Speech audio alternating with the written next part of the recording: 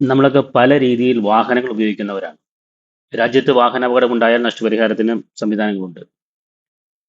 ഒരു മഠത്തിൽ താമസിക്കുന്ന ഒരു വ്യക്തി അല്ലെങ്കിൽ ഒരു പുരോഹിതൻ അവർക്ക് അപകടമുണ്ടായാൽ അവരുടെ നഷ്ടപരിഹാരം ആർക്കാണ് ക്ലെയിം ചെയ്യാൻ പറ്റുക?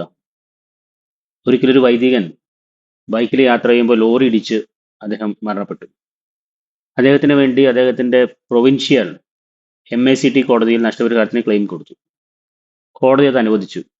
പക്ഷേ അപ്പീൽ വന്ന സമയം ചോദ്യം, ഈ വൈദികന് വേണ്ടി ഈ പ്രൊവിൻഷ്യൽ സുപ്പീരിയർ എന്ന് പറയുന്ന കാറ്റഗറിയിലുള്ള ആളുകൾക്ക് ക്ലെയിം കോമ്പൻസേഷൻ ചോദിക്കാനുള്ള അധികാരമുണ്ടോ, ലോക്കൽ സ്റ്റാൻഡി ഉണ്ടോ എന്നുള്ളതാണ്.